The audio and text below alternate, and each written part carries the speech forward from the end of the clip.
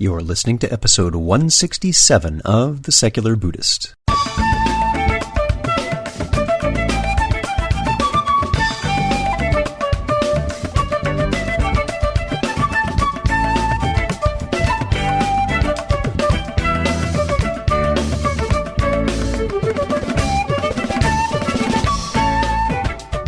Welcome to The Secular Buddhist. I'm Ted Meissner.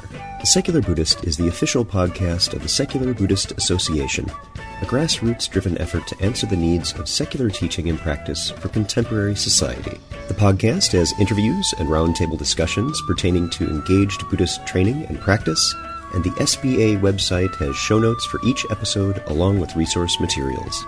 Though the podcast focuses on core practice from a secular viewpoint, more traditional teachings are welcome and openly discussed. Bhikkhu Sujato joins us to speak about the ordination of women in the Theravada tradition and his work with canonical veracity in the Authenticity Project.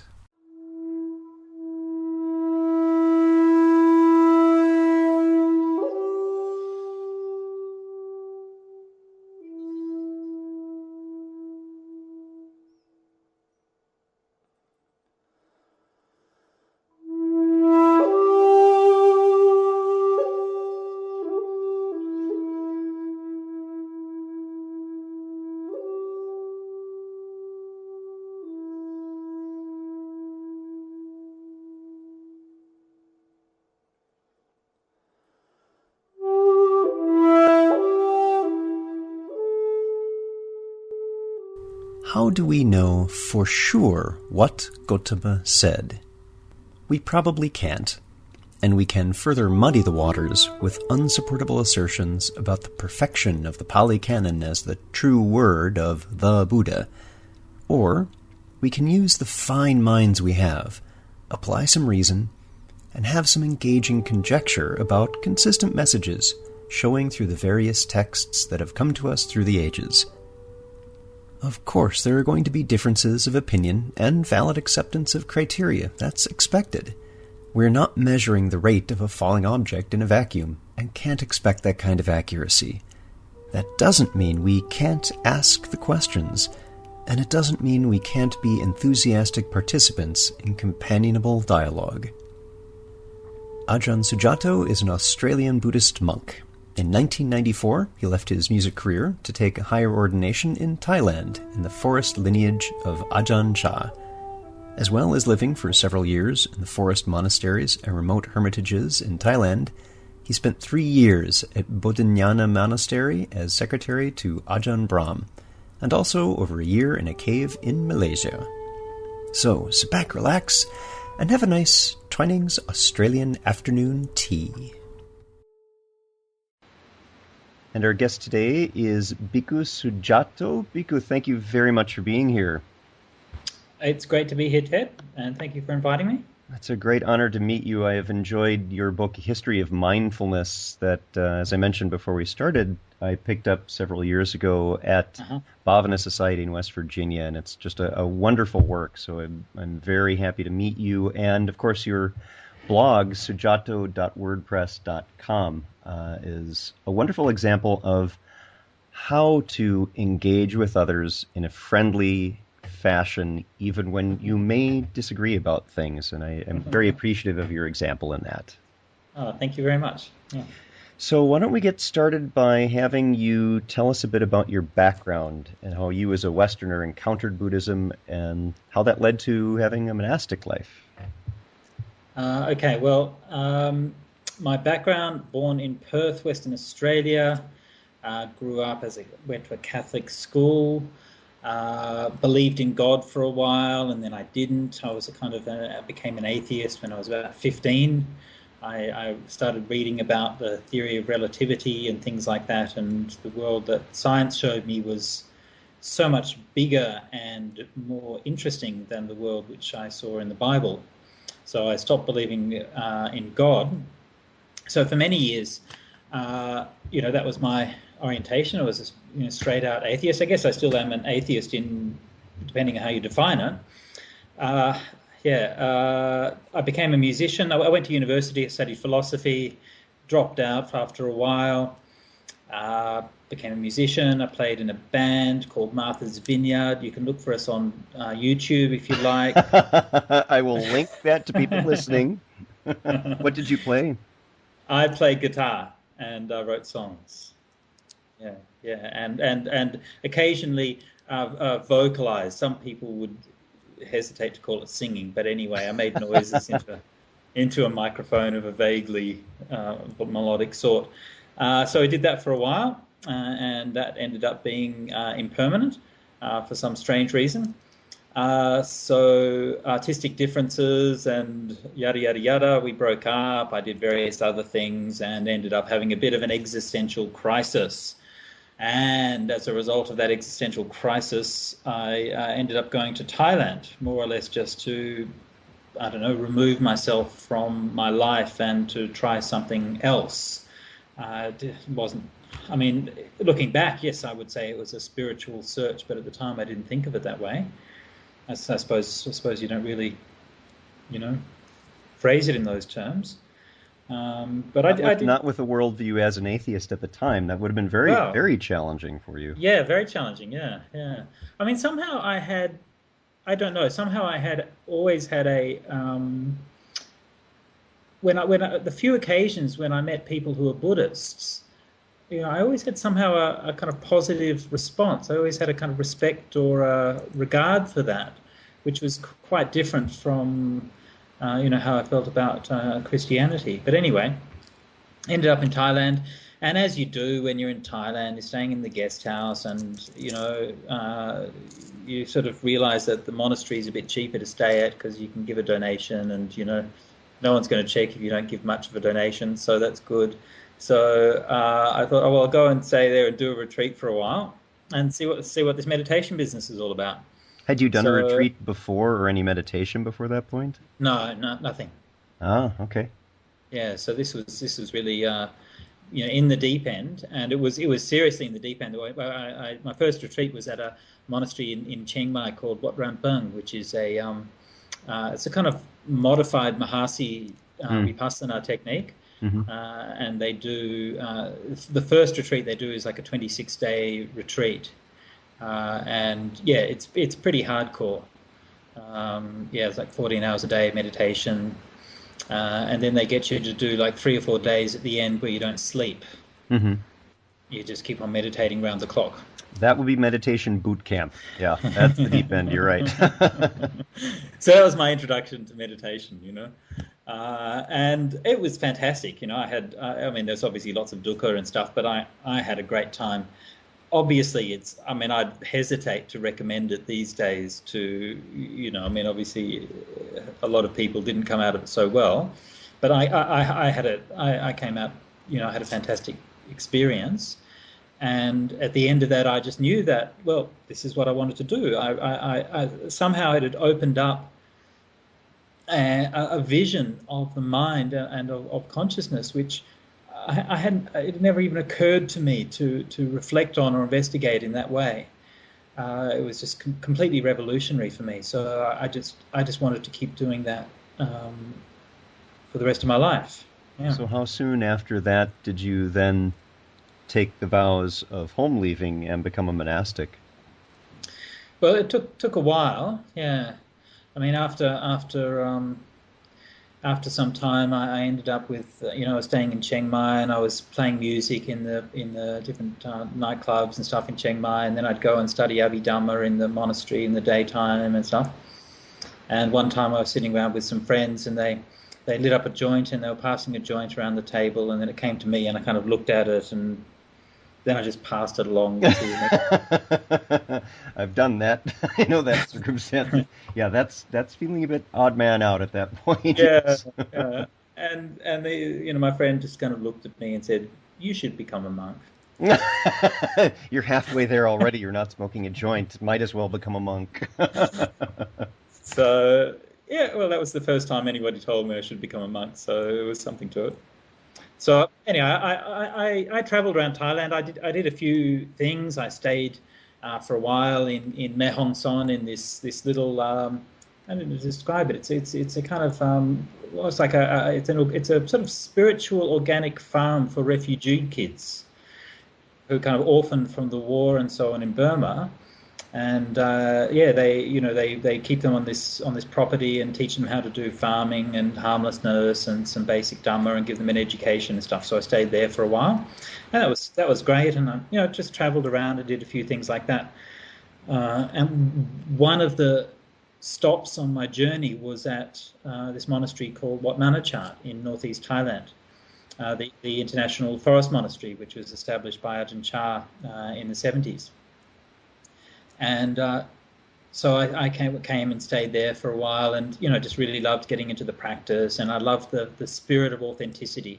That's something which has always been important for me. Even when I was a musician, I never liked kind of glossy pop music and all of this kind of stuff. I liked kind of dirty raw blues music or something like that. It was all that. It was just something in me. It was always kind of longed for this kind of sense of something genuine and something authentic. And when I saw that forest tradition, then for the first time, I mean, when I had experienced the meditation retreat in Chiang Mai, the meditation was great, but you could see there was a lot of stuff about the lifestyle and so on, what's happening in the monastery, which was not particularly thrilling and particularly inspiring. But when I went to the forest monastery, and it was like, oh, this is really, what the Buddha was talking about. This is really kind of doing the thing, and you can see how holistic it was, how integrated it is, and yeah, it was, I just really loved it. So stayed there for a while, and after a few weeks, the monks went on a retreat in Kanchanaburi, and it's on the Burmese border, not far from where the Death Railway went through on the River Kwai. But we were staying in very, very deep jungle there at a place called Dardom. And we used to do the. I was still a layman then, and so I went along to do the cooking. So I get up in the morning and go down and do the cooking and so on, and it was just a fantastic time in the real pristine jungle. So that was where I decided to become a monk, and so that's what I did. Excellent. So how long were you there, and what led to your current location and your role there?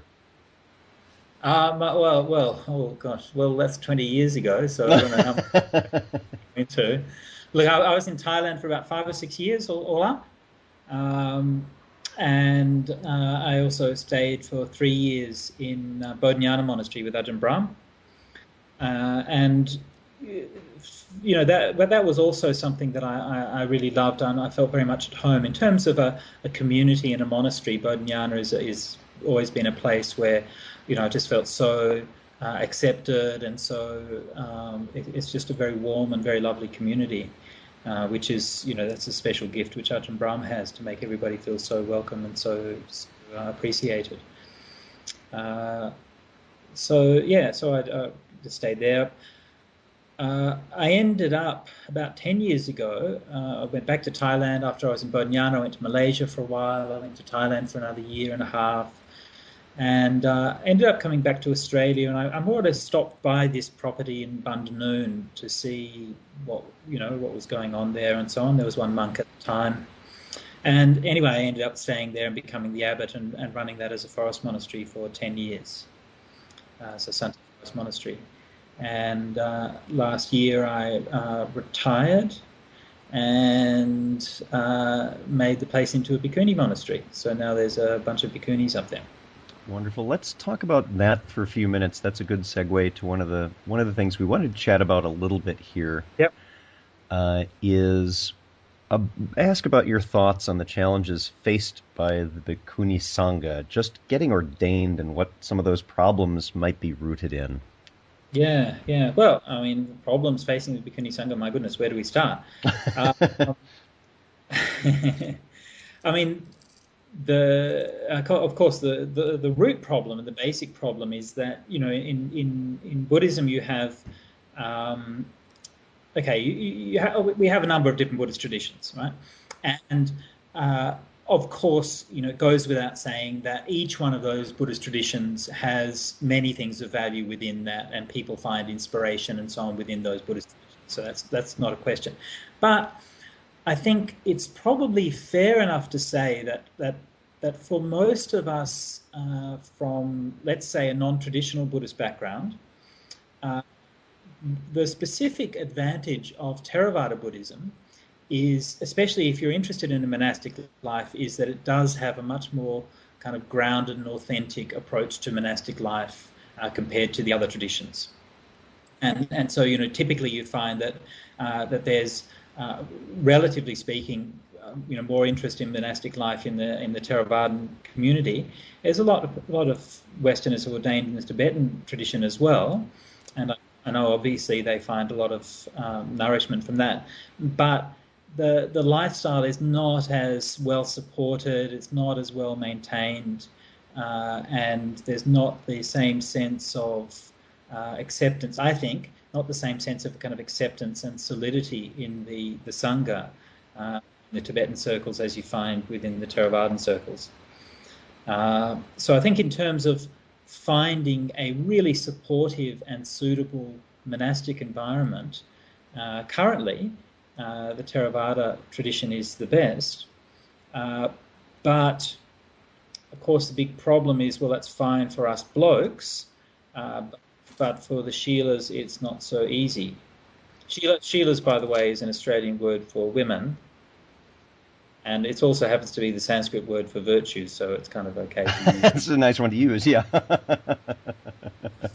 So for the ladies, of course, very hard, because in the Theravada tradition they don't have the Bhikkhuni ordination. Now,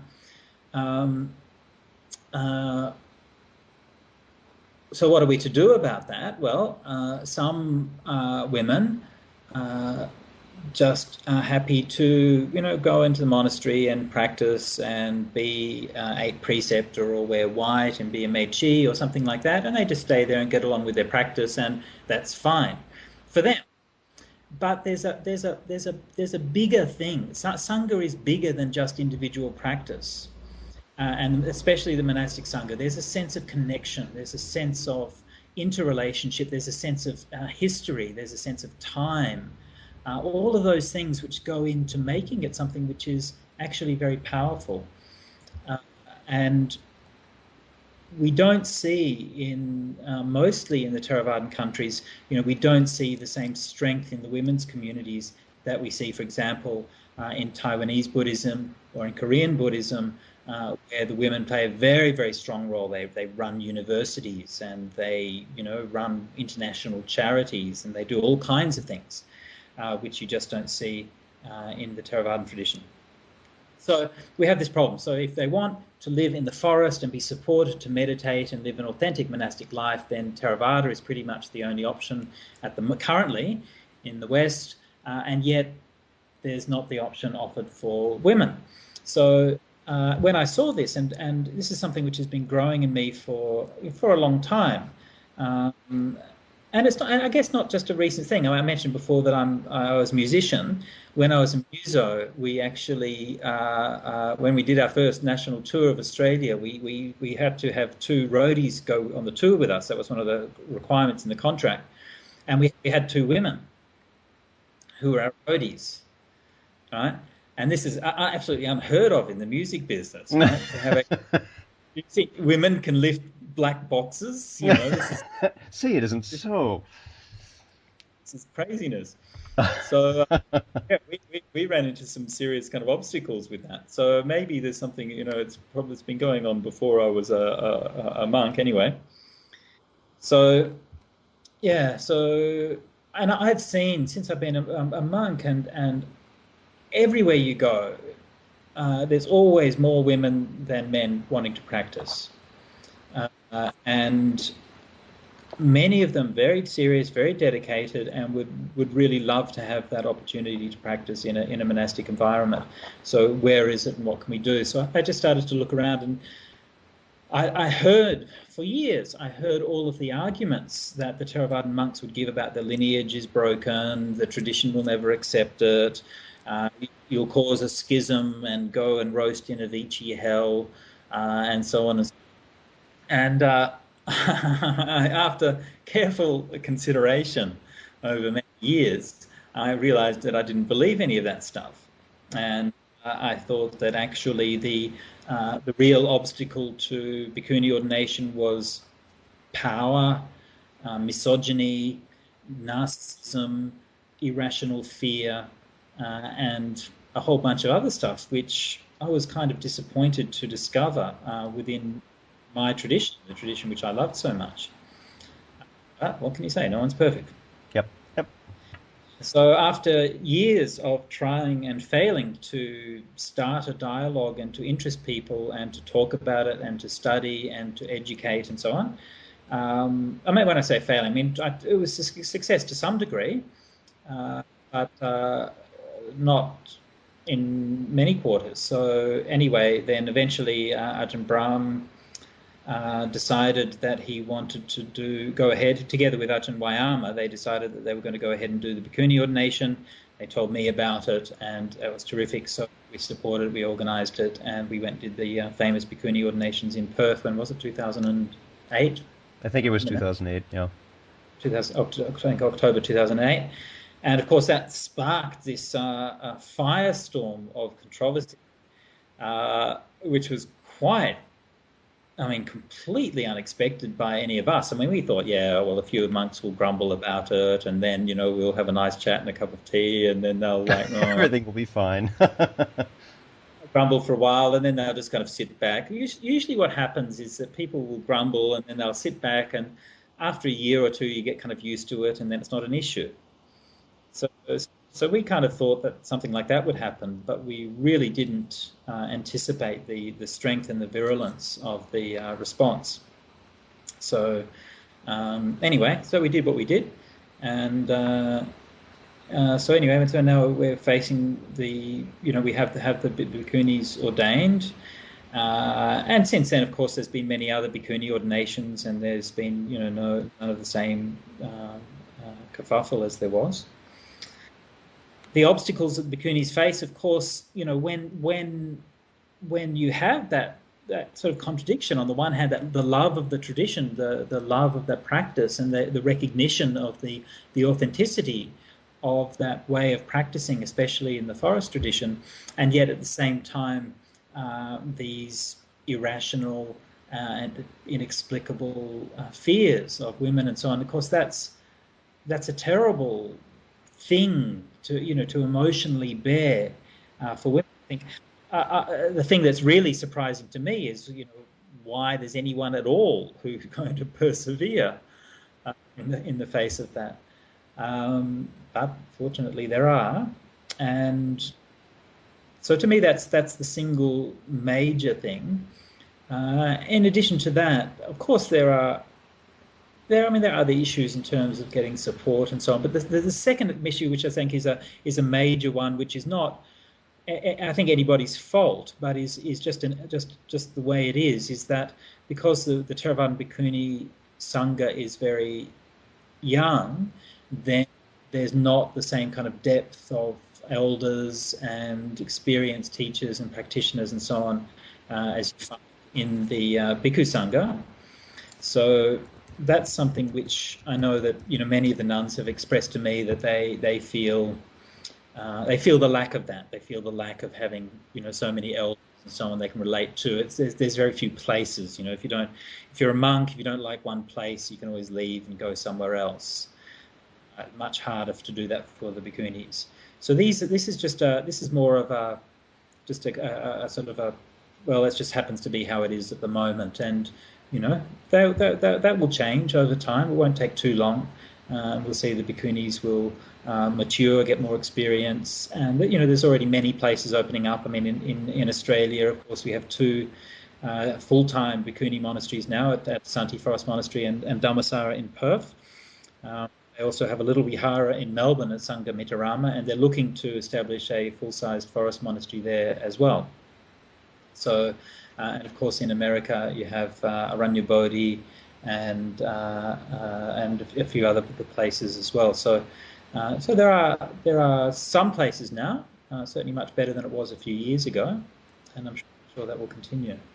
Yeah, and I expect that it will, that this fundamental shift in the gender makeup of the Theravada monastic community will continue to grow despite a lot of the challenges that you've mentioned. I think there's an excitement on the part of, I think, more progressive-minded folks that we're setting aside these issues that really don't have to do with the teaching and practice, that they're non-contributive to how well someone can teach or do meditation or the rest of it. And for many of us, it just seems such an alien concept that this would still be something we see, and yet that is a part of human society, that we do see a variety of different attitudes, some of which are, I think, culturally based. And over time, things will change. And it's good to see, honestly, some of the best teachers that I've had have been Bhikkhunis. And they're extremely dedicated because they need to take those steps, not just with the challenges you face, but the rules for the monastics, for the bhikkhus, is usually rated at around 227, give or take. But the ones for the bhikkhunis is, I think, well over 300, as I recall. Yeah, 311. Yeah. Yeah. So they've got quite a. They need to be very dedicated. We'll put it that way. That's true. I have to add as a footnote, as a Vinaya scholar, the difference between the number of rules is much more of an illusion than it appears. I don't know if you want to go into the technicalities of it, but I mean there are a few differences of substance. If you look at the differences of substance, there's no kind of generalization that the bhikkhuni's rules are tougher than the bhikkhu's rules or vice versa. Actually, there are different cases. So yeah. Well, let's take a turn over to the topic. Another topic that we want to focus on for this conversation is the Authenticity Project that you recently announced on your blog. Yep. Tell us about what that is and who your partner is in that. Okay, so authenticity. It's kind of ironic you mentioned that. I'm talking about Buddhist. I'm a monk talking about Buddhist authenticity on my blog. I don't know. There seems something a bit wrong there, but anyway. So this is a project that I'm doing with my very good friend Ajahn Brahmali, and Brahmali's a Norwegian monk, and so I've known him since I first went to Bodhinyana all those years ago, very lovely monk and very well studied and very intelligent, and we had some chats and so on. We were there, and one of the things that we talked about, and one of the things we kind of whinged about together, was the current state, or what we perceive to be the current state of dialogue around how we relate to the Buddhist scriptures, and particularly whether we think the early Buddhist scriptures are authentic, whether they're actually spoken by the Buddha, whether we can recover in a meaningful sense the Buddha's message, and so on. And both of us felt that the dialogue around that was uninformed and unhelpful, and ended up wasting a lot of time talking about non-issues, basically because we feel that many people who talk about it, including, I should say, many of the academics who make statements about it, not just on blogs and so on, are just uninformed and don't know the facts. So we conceived this idea, the Authenticity Project, to basically assemble the different arguments mostly for the authenticity of the Buddhist text. Actually, what we did when we started it, we wanted to do something which would be neutral, and we'd say, well, these are the arguments for and these are the arguments against. But when we were kind of doing that, we found it quite difficult to say the arguments against the authenticity and keep a straight face. Yeah, the arguments against evolution are, that's going to be tough. And we kept on saying kind of variations of, but this is uncertain, and it got a bit tedious after a while. So we thought, well, look, we'll just give the arguments for authenticity. But one of the things that we would like to do when we publish it is to invite and encourage somebody who's skeptical to present a similar thing from the point of view of skepticism, so that people can see the different points of view and make up their own mind. So our main point with this project is we're not trying to tell people what's authentic and what isn't or anything like that. What we're trying to do is to say, well, here are the facts. These are the historical facts. This is what we know. These are arguments which have been brought forth. We're combing through as many old texts on Indology, history of India and Buddhism as we can get our hands on, finding arguments which, see, many of these things were stated, in the 19th century, or they're stated in some obscure journal, or they're bits and pieces here and there, and we're trying to pull all of those out.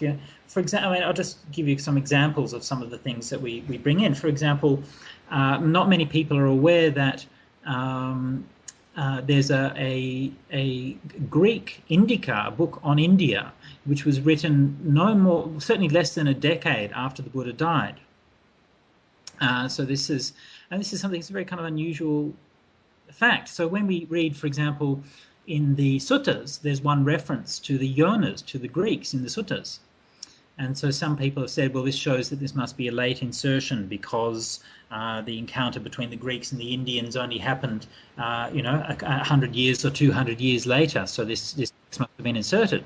Well, in fact, that's not the case. Herodotus refers to Indians in the army of Darius, and there's the Indica was written a few years after the Buddha, and so on and so forth. So we know that there was some knowledge and some cultural interchange even from the time of the Buddha.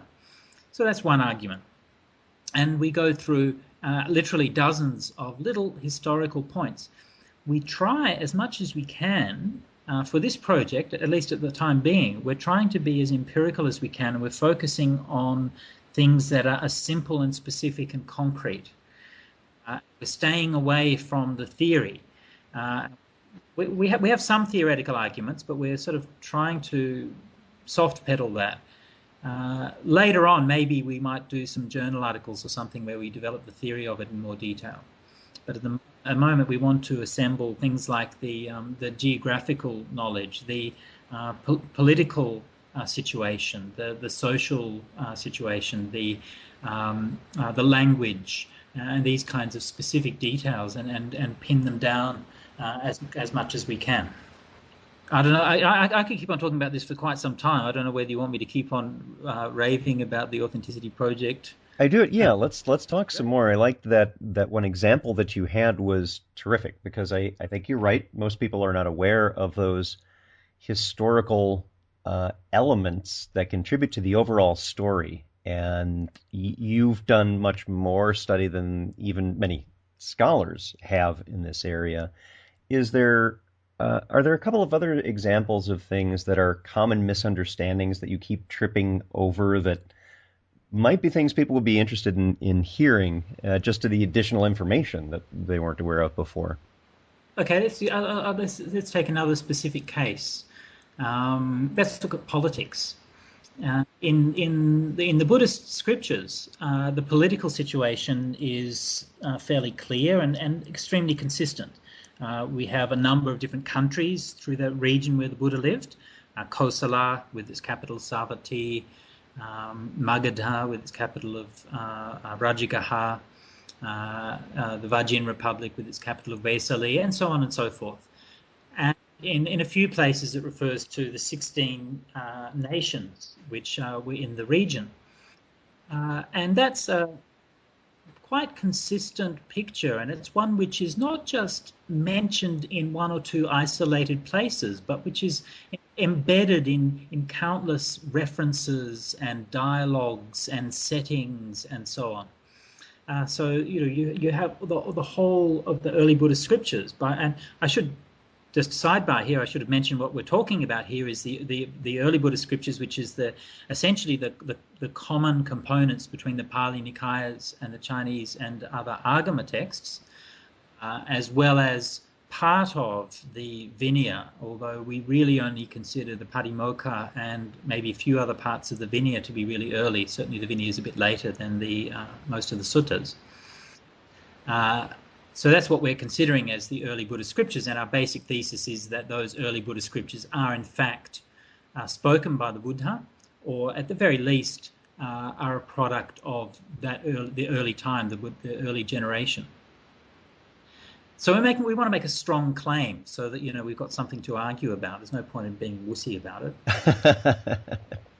So anyway, come back to the politics. So we have this political situation, and that's very well described, quite well understood, and it's really not possible to envisage the whole context of the Buddha's teachings outside of that political situation. There's so many discussions with the kings of the time, King Pasenadi and so on, and it's just inherent in the whole milieu at the time.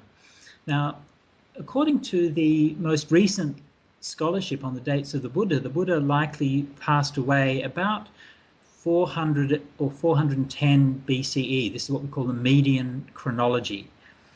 And I won't go into that in too much detail, but there's been many different dates proposed for the life of the Buddha, and this date we call the median chronology has been recently, in the last couple of decades, has been accepted pretty much by the main scholars in the field. So we're following the median chronology. So the Buddha died about 400 BC, maybe a little earlier. Now, about 80 years after that, Chandragupta came to power. And Chandragupta was the emperor of a massive empire covering almost all of India, up to Afghanistan and down to the south of India. The total area that he governed would have been comparable to that of the modern Indian state. The whole political scene was completely different to what's depicted in the early Buddhist texts. Chandragupta's capital was the city of Pataliputta. In Pataliputta at the time was a Greek ambassador called Megasthenes. And Megasthenes wrote quite a lengthy account of his stay in India, which is preserved, reports of that is preserved in a number of Greek writers. And Megasthenes gives quite a detailed description of the city of Pataliputta. That detailed description has been confirmed by the archaeological digs in Pataliputta, which is modern-day Patna, the size of Pataliputta, its construction, and so on.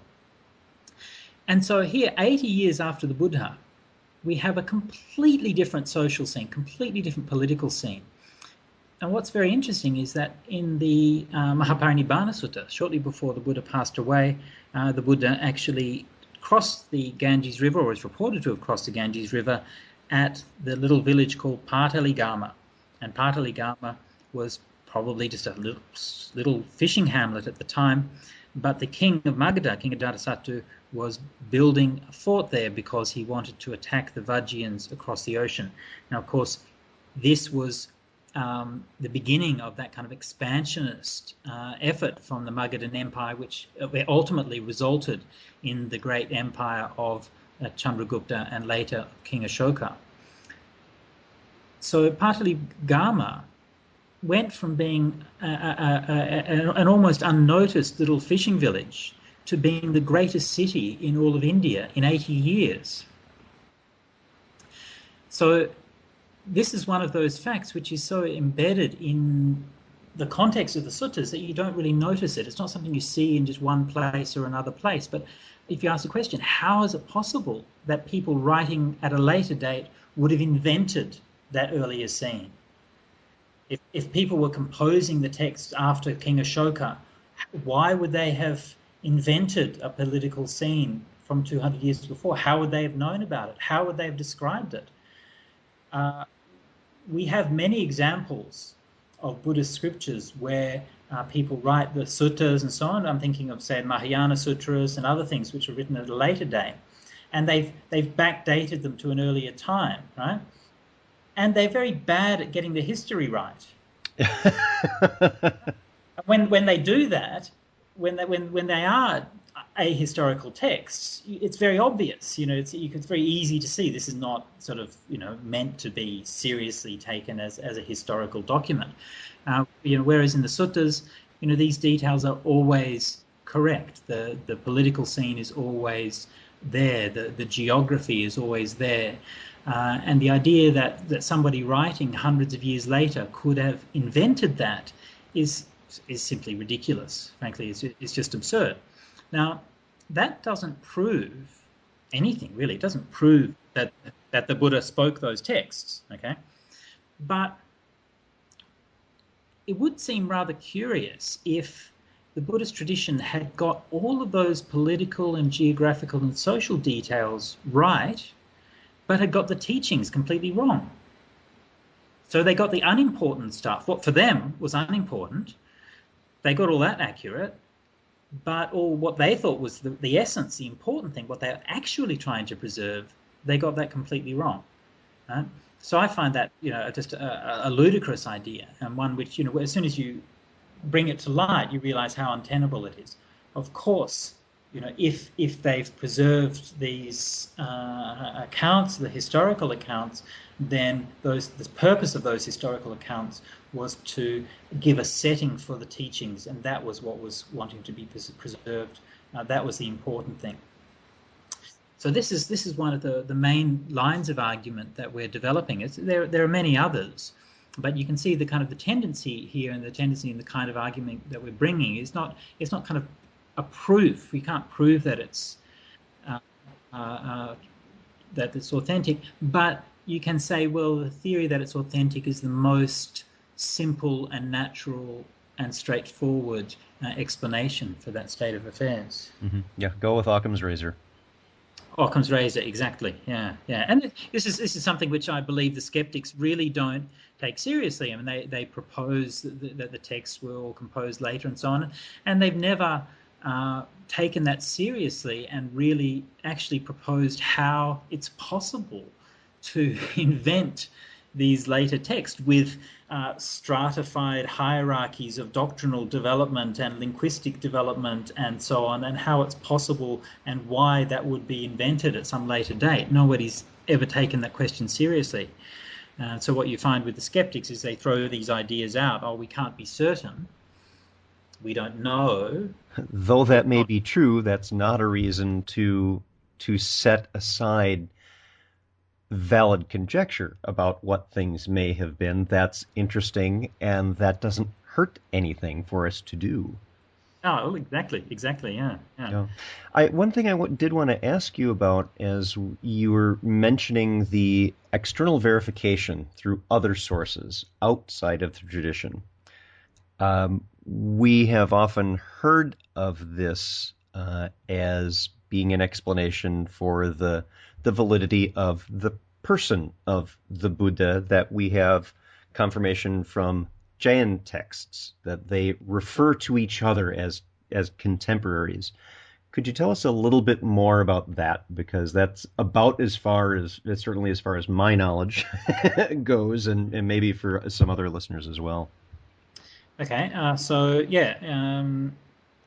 the Buddha was part of a complex and varied religious scene. Now, there were two commonly described as being two sort of great wings of the spiritual scene at the time, is the Brahmins and the Shramanas. Brahmins, of course, being the followers of the Vedic tradition and the ancestors of what we know today of as Hinduism. The Shramanas being the rebels. They rejected the Vedic tradition, they rejected the Brahmanical authority, they rejected the caste system, and they claimed to have access to truth through experience and through their own investigations and inquiry. Of the Shramana movements, of which there were very many, the two which were ultimately most successful were the Buddhism, obviously, and Jainism. And Jainism, of course, still being a living religion in India. The Jainism is older than Buddhism, and the founder, or more likely reformer of Jainism, who was an elder contemporary of the Buddha, is known in the Buddhist text as Nigantanataputta and in the Jaina text as Mahavira. Both the Jain text and the Buddhist texts acknowledge that they're contemporary. They both set these texts in approximately the same time, and they both have recognizably the same social and political and so on conditions in which they're set. And they're both we want to focus on the social and political things because they're more concrete. But actually, ultimately, of course, much more important is the philosophy and the practices and so on. But we tend to be a bit nervous about focusing on that because it's much more open to interpretation. But clearly, there's a grappling with the same kinds of questions, approaching the same problems in sometimes similar and sometimes different ways, which to me places the Jain texts and to some degree also the early Upanishads, the Brahmanical Upanishads, in the same sort of cultural sphere. Yeah, it's interesting that as you bring up the concrete facts of a political situation, that that is, as you're describing, less important than, say, the ideological stances that ones would be more passionate about. If we think of this in contemporary context, we don't really question that, in our various political systems we have in the United States a two-party system, and we vote for president, and there's all this striving going on with that. That's simply part of our environmental background, so we don't even really think to edit that. So what we describe in that in something of an offhanded way would have been the same situation 2,500 years ago, that this is simply part of the background noise. There's no reason to craft it in a different way. And as you're bringing up the example of this one small village, which very soon would become a major capital of an empire, think of it as describing Rome as just a little hamlet 20 years ago. We know there would be no reason to do that, except that may have been the situation at the time that they were writing. There's no reason to do so. So there's some interesting validity to what you're saying, and I'm eager to see how the project progresses. And as this gets published, I know you were, as on your blog and the way you engage with others, inviting that discourse with other scholars who may have a different view and seeing that progress. I'm very excited over time to see what comes out of that and the things that we can learn just from having the dialogue itself. Absolutely. And this is, this of course is what we hope. I mean, obviously you don't hope to persuade everybody, you probably don't hope to persuade anybody actually, but at least to have a more informed dialogue. And I think that's something which has been lacking.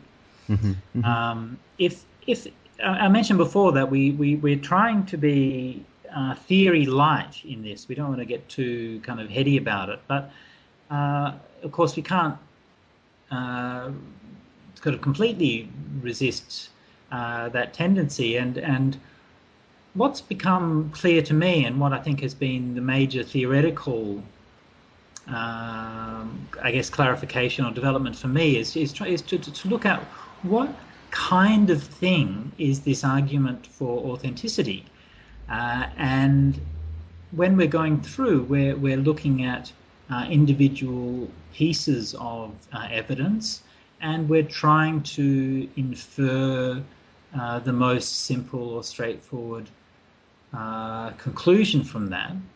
And it seems to me that what we're doing and what the history of that search for authenticity has been doing is essentially similar to a scientific theory. It's like falsifiable. Right. It's and for example, like the theory of authenticity was first developed, say, in the 19th century by the German and English Indologists, Rhys Davies, Oldenburg, and so on. Now, since that time, the theory is very, very highly exposed to falsification. If you had a single, for example, Ashokan inscription, there are dozens of Ashokan inscriptions covering thousands of lines of text, and if there was a single mention, for example, of a Mahayana sutra in any Ashokan edict or in any inscription from that period, then all our ideas about early Buddhism would have to be thrown out the window. And we'd have to go back to the beginning. So it's very highly exposed to falsifiability. It's also very fecund as a theory. It's allowed us to develop an understanding of ancient Indian geography, of the languages, the relationships between the different languages, the Gandhari, the Prakrits, and so on. It's allowed us to trace the doctrinal development, the influence of Buddhism on Hinduism, and so on and so forth. It's allowed us to integrate the Greek and the Indian texts and histories of the time, and so on and so forth. And that's just in terms of the worldly knowledge that theory of authenticity has enabled, leaving aside the fact that that theory of authenticity has also been a driving force in the reformation and revitalization of Buddhism, not only in the West, but also in traditional Buddhist countries for the last century.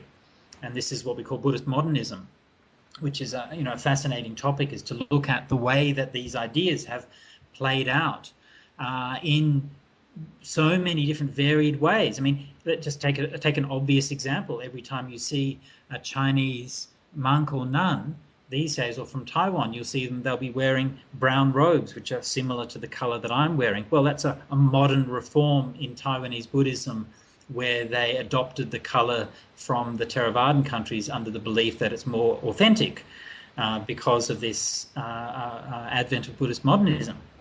So that's just one little example. But there's so many examples where this theory has actually led to meaningful results in all kinds of ways.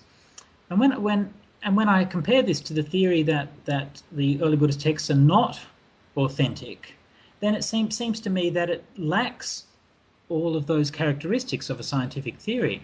I don't think it's particularly falsifiable. I don't think that it's likely, or perhaps not even possible, to come up with evidence that would satisfy somebody who is very critical about the authenticity of the Buddhist scriptures. I mean, even if you came up with, massive inscriptions in stone of the Buddhist texts dating from 500 BC, then certain scholars, who should probably remain nameless, would say, well, we don't know that the Buddha himself wrote that. I mean, the Buddha, he didn't even probably know how to write, and who do we know who his secretary was, and what kinds of interpolations did they put in the texts, and so on and so forth. So you can keep asking these questions. Similarly with the idea of fecundity, which is a major component of scientific theories, and then you ask, well, what's the outcome of this theory of skepticism? What has it actually produced? And as far as I can see, it's produced pretty much nothing, either theoretically in terms of understanding of Indian history or anything else. The only thing I think which it's produced is it's discouraged a generation of students from actually studying the Buddhist texts. And this is, I think, quite a sad thing. And when I was thinking about this, I was thinking, well, if the theory of, that the Buddhist texts are not authentic, if it's not a scientific theory, then what kind of thing is it? And this is probably the most controversial claim that we're going to make, is that it's actually a form of denialism, that it shouldn't be compared with a scientific theory. It should be compared with creationism or climate change denialism and these kinds of things. Yeah, and as you mentioned, that's exactly the point that I wanted to get to, as someone who is a part of a skeptic community. And we had this discussion in our social circle just this past weekend, is what where the lines of distinction are that I, as someone who's a scientific materialist on science issues, would have a level of need for repeatable, demonstrable, unambiguous evidence that would probably be a bit higher Right. than we could even conceivably apply in areas like what we're studying here, and that there's often a misapprehension of skepticism as being a closed-mindedness. It's not. It's to help us. It's to help us try to discern what is more accurate from what is less accurate, and that often goes far into a realm which I agree with you. I would consider denialism, where you do have valid evidence that is clear, and bearing in mind we're going to never know for sure, of course. Yep. But that we can have the dialogue that will lead to areas of inquiry and growing and increased community building and practice. Yep. These are beneficial discussions for us to have, even if we don't all get to a point of agreeing on the same point. And so I'm completely with you. The concept of denialism is often mistaken for a healthful skeptical attitude about things. That's right. Yeah. And of course, I agree completely. Skepticism is good. Criticism is good. We certainly don't want to, blindly accept everything. And neither Venerable Brahmali or myself, believe that everything in the Pali Canon was spoken by the Buddha. I mean, clearly it wasn't. But we think that there's a way of meaningfully finding out what was spoken, what's important, and what's not. Yeah. I've also found philosophical deconstructionism to sometimes be as unhelpful, that there is a certain degree of benefit from picking things apart and looking at them, where I'm a bit challenged sometimes by that is that we pick things apart and then we leave them broken on the floor, and there's no reassembling, and there's no progress that's made out of it. It just ends at the broken toy on the ground, and that's it. There's nothing further. And you feel very clever about yourself because you've managed to pick apart some 2,500-year-old ancient scripture and shown that there's a contradiction in it. It's like, well, congratulations. That's so what? And there, it seems to be a thread of intellectual one-upsmanship and cleverness that it's great. I'm glad you're feeling better, but how has that helped society move forward? Are you really helping things, or is what's the background to this? How is that changing things in a meaningful, positive way? So something else I wanted to ask about briefly is some of the difficulties faced by translators and what they run into. That there are, as you mentioned, the suttas may not be literal works that are consistent across all versions. What are just some of the key elements that you found with those challenges? We have a large amount of texts. This is, of course, one of the problems with the study of the area. It's so big. A large amount of texts. The two main collections of early Buddhist texts are in Pali, which is the ancient Indian language, which is close to the dialect that the Buddha spoke, or one of the dialects that the Buddha spoke. And in addition to that, we have a very large body of translations, ancient translations of similar texts into Chinese. Those translations were mostly made around 400 AD, some of them made a bit earlier, or quite a bit earlier. And in addition to those Chinese texts, we have some in Sanskrit, most of which hasn't been published yet, and also some bits and pieces in Tibetan, only parts of which have been studied, mostly in Peter Skilling's excellent volumes on the Mahasutras. So now the comparative study of this body of literature is very much an underdeveloped field, and there's only a tiny handful of scholars. Actually, not even a handful, a sort of half empty hand of scholars who are working on it at the moment. By far the most prolific, of course, Venerable Analayo, whose output is astonishing and intimidating in terms of both its quantity and quality. And he's done such an amazing work to bring to light these studies. Prior to Venerable Analayo's work, most of the study that's been done in that field has been done by the Japanese scholars and some Taiwanese scholars.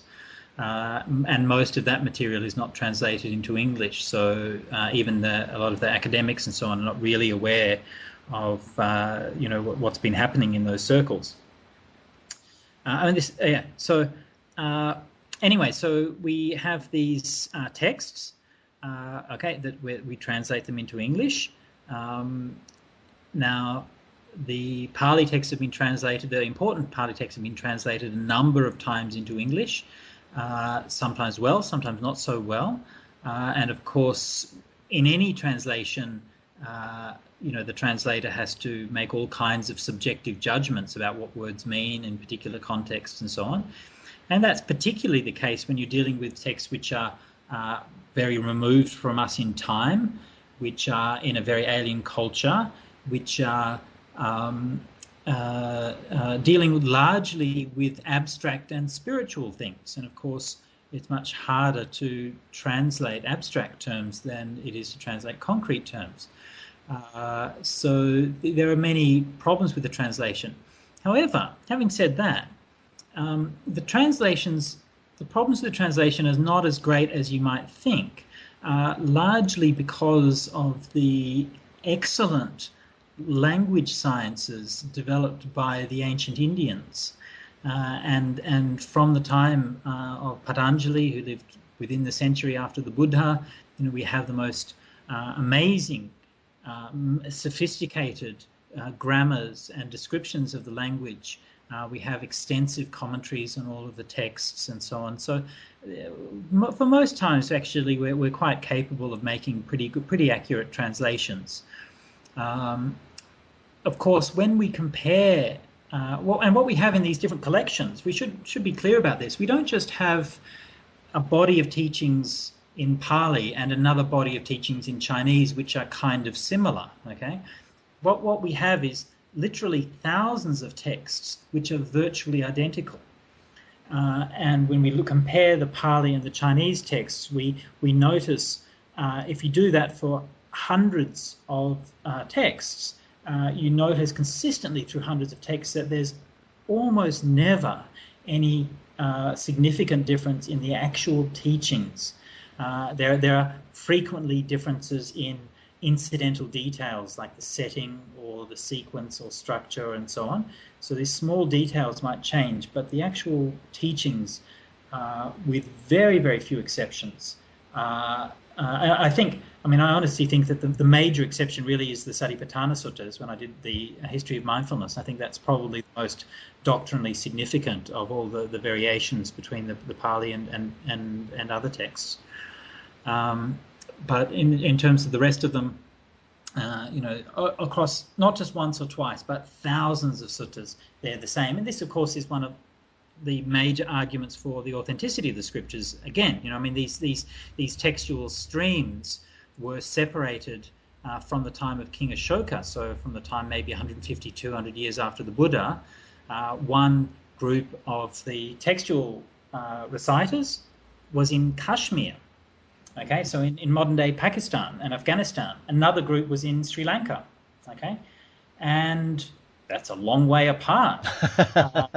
And they walked, right? You didn't just Skype backwards and forwards and say, I've forgotten the ending to this sutta. Could you remind me of it? Once you've gone there, then that's pretty much it. And so as it happens, almost all of the early Buddhist texts that we have are from one or other of these locations. There's very few from the center of India. Almost everything is from either Sri Lanka or from basically Afghanistan and modern-day Pakistan. And those textual streams have been separated for something like 2,200 years and have still retained, quite obviously, that great fidelity. So again, this is one of the arguments that we make, is that it's just unreasonable to suppose that the tradition was capable of passing them down so accurately for 2,200 years, and yet for the 100 or 200 years before that, was unable to pass them down accurately and ended up just making all of this stuff up. That we find to be a completely unscientific and irrational kind of supposition. Yeah, so when it comes to translation, usually what we find is that obviously working from the Pali texts is best. The Pali texts are very clean, very well edited, and the language is very well understood. So it's much easier translating from the Pali than it is from the Chinese. And we can also be much more specific because the language is much closer to that of the Buddha. Whereas when we're dealing with the Chinese translations, well, there's always a bit more vagueness. When it comes down to that close level of analysis of particular words and their meanings, then there's much more fuzziness in the Chinese translations. But if we step back from that a little bit and look, not so much at the word level, but at the sentence level or the paragraph level, then that fuzziness disappears, and we can see the paragraph clearly has the same meaning as the paragraph in the Pali, even if we might not be so clear about a couple of the words there. Mm-hmm. Excellent. And you make those points in your book, A History of Mindfulness, and I will be linking that on the episode page for this episode. And I thought I'd also put out Analio's book on Satipatthana as well, because that is another brilliant scholarly work. It's one of my favorites on foundations of mindfulness. I also wanted us to chat just very briefly about an upcoming thing. This will be a surprise and delight to many of our more geek-minded listeners. Let's talk about Cylons and artificial intelligence. That's probably not a topic you expected us to be talking about with the Venerable here, but let's chat about that for a moment. You have an upcoming work that you're involved in. Yeah. Well, I've been doing over the last few years. I've been trying to do from time to time kind of dialogues with the people from different backgrounds. Maybe philosophers or psychologists or people from different faiths and so on. So I thought we'd kind of pretty much exhausted the human realm. So I thought we might as well go into kind of having a discussion with a cyborg and then see what out of that. Tell us more. What's happening? What's happening? Well, look, details. I probably shouldn't mention any details because everything is still too much up in the air, and I wouldn't want to implicate anybody without guilt by association. But one of my close friends who's been helping me a lot in Sydney is he's a robotics engineer in his spare time when he's not managing my Dhamma Talks website, and we've kind of talked about these kinds of things. Now, what I've noticed. Is that there's this sort of nexus between Buddhism and neuroscience, right? Which is quite well known, right? We've got the meditators who are stuck in the MRI scans and so on and so forth, and that's kind of fairly well known. Now, what I think is much less known and much less understood or talked about. I don't believe in neuroscience, by the way. I've become a neuroscience atheist. Which also will be part of the discussion. But anyway, I think some very interesting implications for the future in emerging technologies where Buddhism is already playing a role and will continue to do so. And I think it's something that we as Buddhists should reflect on. For example, I'm thinking of things like brain-computer interfaces. You bung something on your head, you use your mind in a certain way, and you can control your computer, you can play games and so on. There was a great video on YouTube a few weeks ago now of this woman who was able to, I think she had locked-in syndrome or something, or was quadriplegic or something, and was able to use a robotic arm to lift up a cup of tea and drink it. I mean, it's fantastic. So it's brain-computer interfaces. Now, if you go to the websites of the people who are selling these gadgets, right, they have apps for their brain-computer things, right? Now, those apps will always include some meditation apps, right? That's kind of interesting, isn't it? Yeah, very. So you're using the machine to teach you how to meditate better. Okay, that's fine. Now, but then what's kind of the next step? Well, obviously we'll be thinking there are many ethical implications of this, where we think of military applications, drones, and so on, which is obviously a huge ethical problem. If we're going to be controlling our computers with our mind, with our brain, let's leave aside the question of let's call it brain. our brain, then we're obviously going to have to control our brain somehow, right? So that's where meditation comes in. So in order to be able to control your computer better, then you're going to have to meditate or use some kind of focusing or attention technique to be able to do that. Now then that course then raises, well, do you then go to a Buddhist meditation course so I can learn mindfulness and concentration so that I can pilot my drone more effectively and blow up more people? Well, that's one possible application, right? I mean, this is not theory. I mean, there's already, we had the story of what is it, 3,000 English soldiers going to meditation retreat in Bodh Gaya. So, these things are already happening in one way or another. There are many other issues. Now, if I'm controlling my computer with my brain, right, then the next step of that, of course, that will be then available on the web. Right? Google will cache it, right? So Google will keep a copy of my brain patterns. Yeah. Yeah. The implications for me, I'm always a little concerned about samadhi that is divorced from panya and sila. I Exactly. see these as mutually supportive and integrated, and why I'm a little bit hesitant about having classes just in meditation that are so far removed from, but here's how it works in an overall social context. Yes, Right. we can just learn meditation, the skill of focus and the skill of awareness. And happily, I do see the building in of panya and sila in things like MBSR. There are components to that, and it may not be to the depth of a full-on Theravada teaching, for example, just as one example. But there are parts to it. But that's one of the things I foresee, and seems to be associated with part of what you're talking about, that we do need to, as a society, encourage that inclusion of understanding and of pro-social behaviors and interactions, as well as skills of concentration and awareness. Absolutely, yeah.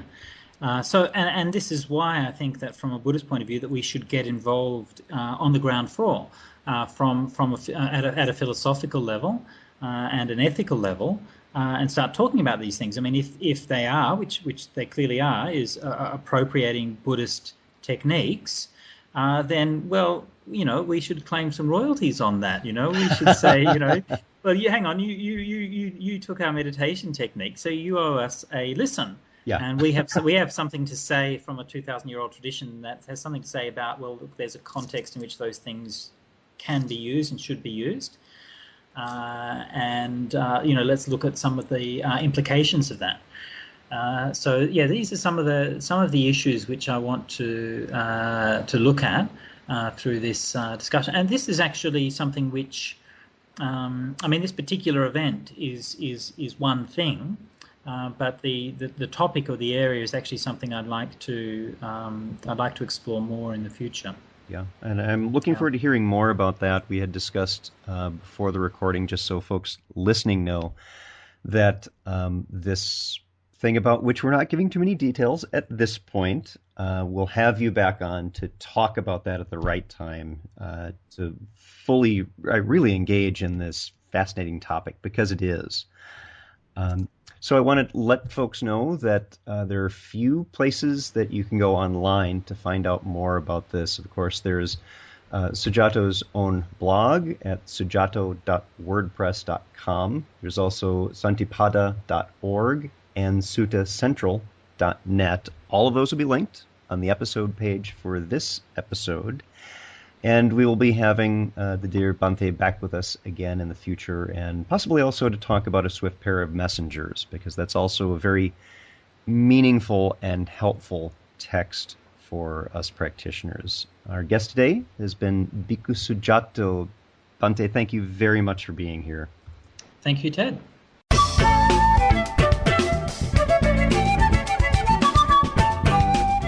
Thanks for listening. If you'd like to learn more about something you've heard in today's podcast, please come visit the SBA website at secularbuddhism.org, and you'll find an entire webpage devoted to this and every episode. Discussion about this episode can be found on the episode page itself, along with show notes. The music for The Secular Buddhist is used by permission from John Kaizen Neptune's CD, Steps in Time. Additional music is provided courtesy of Monty Levinson of Taihei Shakuhachi and Rodrigo Rodriguez. Their websites are also linked on the SBA site on the About Podcast Music page. Until next time, remember, every moment you have a choice. Make it the best you can. See you next time on The Secular Buddhist.